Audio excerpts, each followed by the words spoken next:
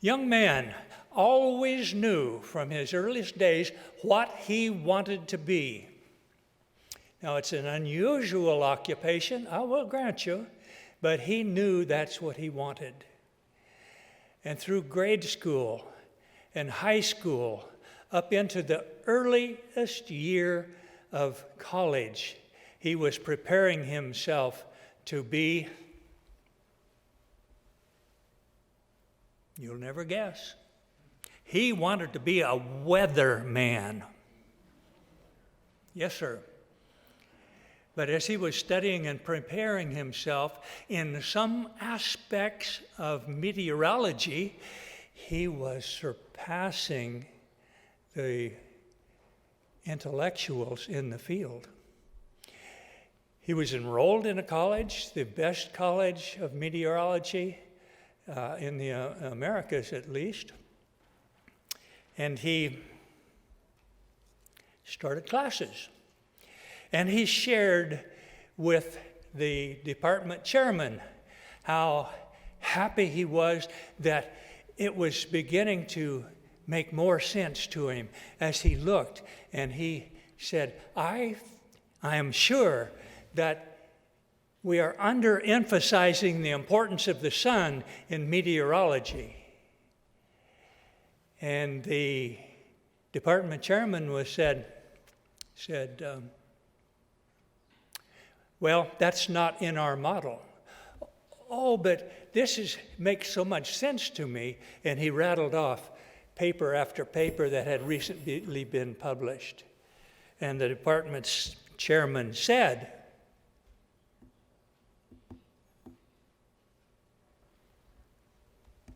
if you persist in those ideas, I will make sure that every meteorological class that you take, you will receive an failing grade. Popped his bubble. Never went back to another class. Those people were apparently to him not interested in scientific truth. They were interested in perpetuating their model of meteorology. Is there any spiritual application to that real world experience? Maybe. But you must answer that question.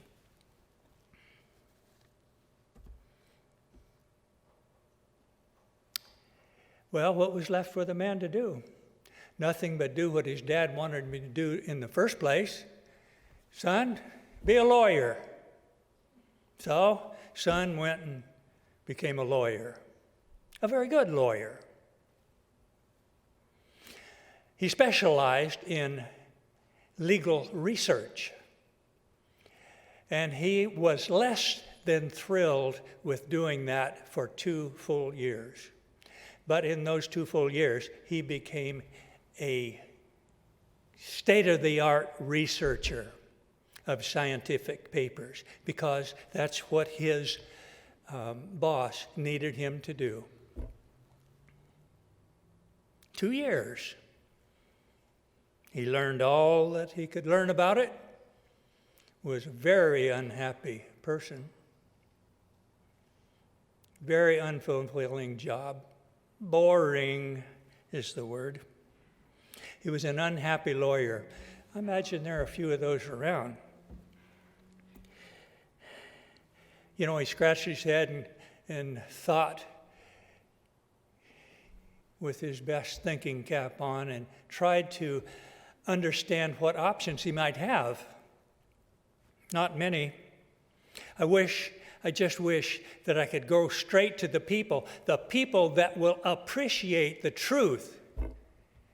Oh, wait a minute, maybe I can do that. And very humbly he began podcasts with people of a scientific interest in mind. He became successful.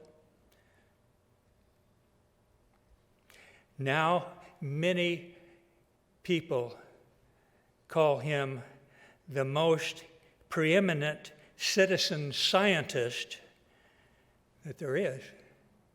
He's got over 500,000 followers. I am one because that is my hobby. Nature is my hobby. And he made a success by going to the people. Needless to say, almost all scientists hate him, but that doesn't make what he's saying not true.